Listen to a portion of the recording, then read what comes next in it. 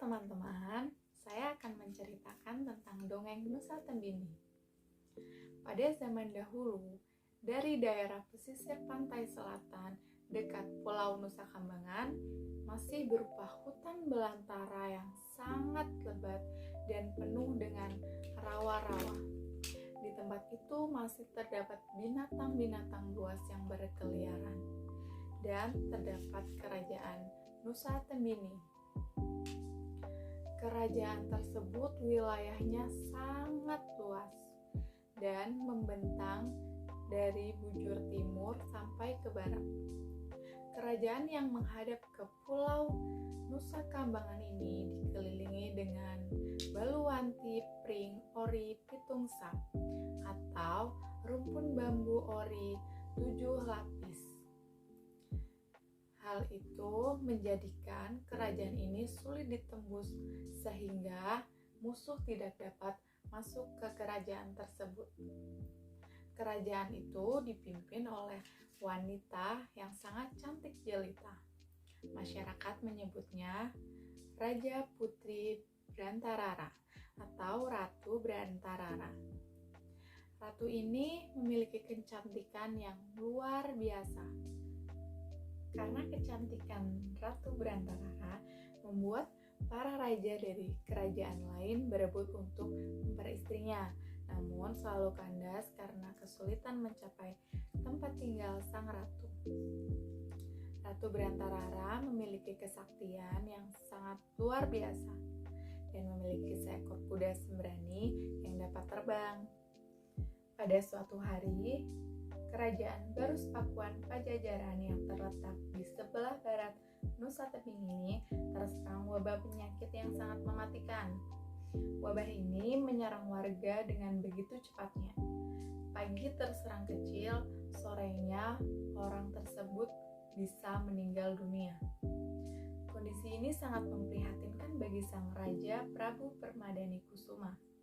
Kesedihannya semakin mendalam karena putri tercintanya juga terkena wabah penyakit itu.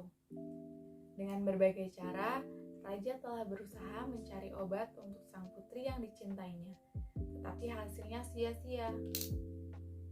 Pada suatu hari, datanglah biksu dari Gunung Burangrang menghadap sang raja Prabu Permadani Kusuma. Sembah hamba Prabu, terima kasih, salam kedamaian dan kesejahteraan. Semoga menyertai.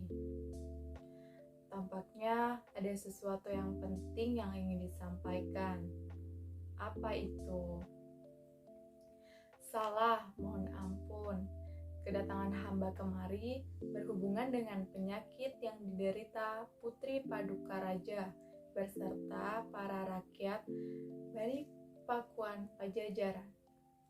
Ampun Prabu, hamba tidak mempunyai obatnya.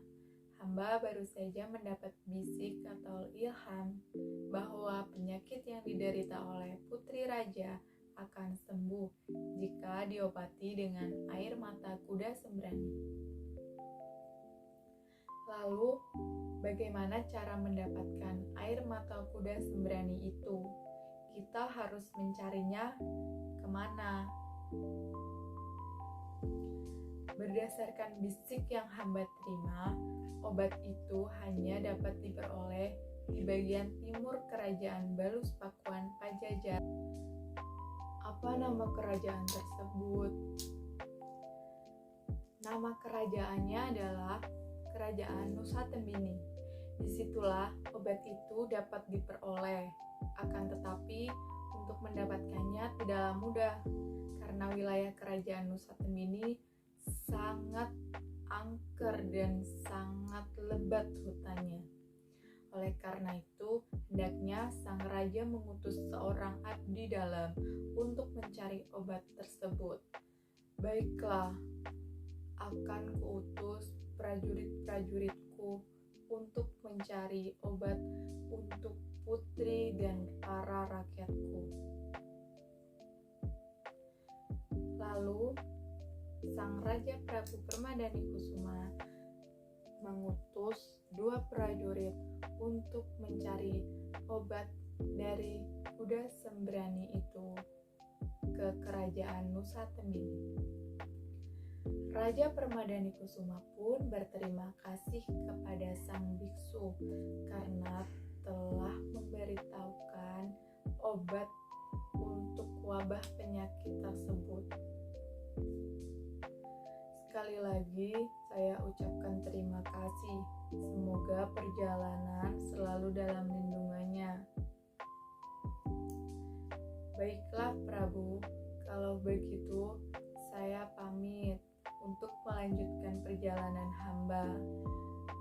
Sang Raja Prabu Permadani Kusuma mengutus Patih Haryapanandanu beserta 2 orang adipati, yaitu Adipati Sendang dan Adipati Gobok, dan beberapa prajurit untuk segera menuju ke kerajaan Nusa Tembini.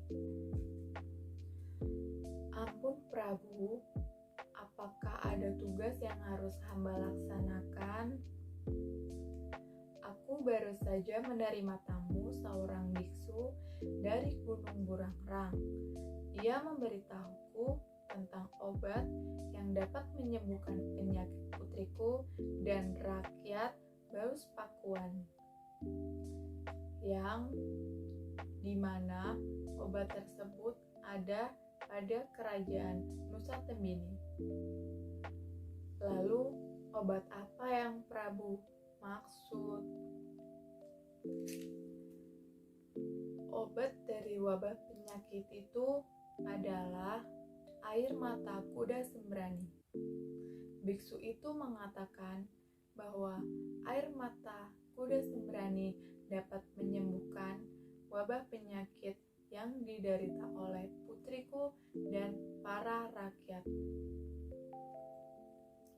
Lalu Prabu Permadani Kusuma mengutus prajuritnya untuk segera ke kerajaan Nusa Tembini. Setelah mereka bisa masuk kerajaan Nusa Tembini, mereka langsung bertemu dengan Ratu Berantarara. Balus Pakuan Pajajaran pun terpana dan terpukau melihat kecantikan Ratu Berantarara.